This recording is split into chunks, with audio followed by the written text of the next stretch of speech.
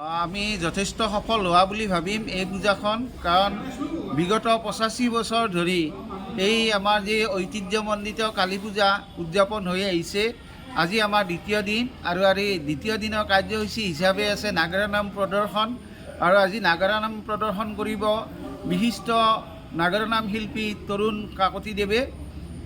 আৰু কিছু সময় পিছতে তেখেতে আমাৰ ইয়াত আহি উপস্থিত হ'ব। আমাৰ যোৱাকালি যিখন পূজা অনুষ্ঠিত হ'ল, সেই পূজাত প্ৰায় 4,000 মানুহৰ উপস্থিতিৰে ভক্তৰ সমাগমেৰে আমাৰ এই পৰিৱেশ উখল মাখল হৈছে আৰু আমাৰ সম্পূৰ্ণ সফল হোৱা বুলি আমি কামনা কৰিম। এইকাৰণে যে আমাৰ এই অনুষ্ঠানত সকলো প্ৰকাৰৰ সকলো ৰাইজে আহি আমাক ইয়াতে উৎসাহ উদ্দীপনা সহায় সহযোগিতা আগবঢ়াইছে। আৰু এই ভক্তসকলৰ এই যি ভক্তি, এই ভক্তিৰ দ্বাৰা আমাৰ সমাজৰ যি অসূয়া অমংগল, এই অসূয়া অমংগল নাশ হ'ব।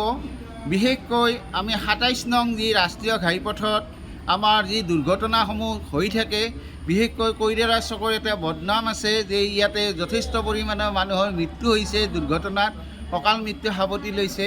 আৰু সেইসকলৰ সদ্গতিৰ কামনাৰ বাবেও আমি ইয়াতে বিশেষ ব্যৱস্থা গ্ৰহণ কৰিছিলোঁ, আধ্যাত্মিক ব্যৱস্থা।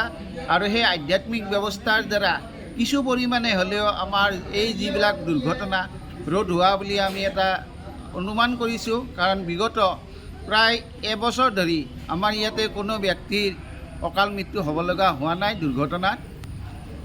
আৰু লগতে আমি দেখিছে আমাৰ প্ৰাণৰ শিল্পী জুবিন গাৰ্গক আমাৰ সকলো ধৰণৰ ৰাইজে আহি ইয়াতে শ্ৰদ্ধাঞ্জলি জ্ঞাপন কৰিছে।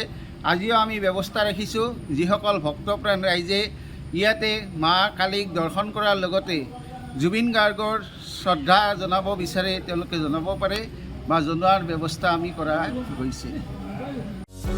যিকোনো খবৰৰ বাবে যোগাযোগ কৰক আমাৰ এই নম্বৰত 9181 307 221।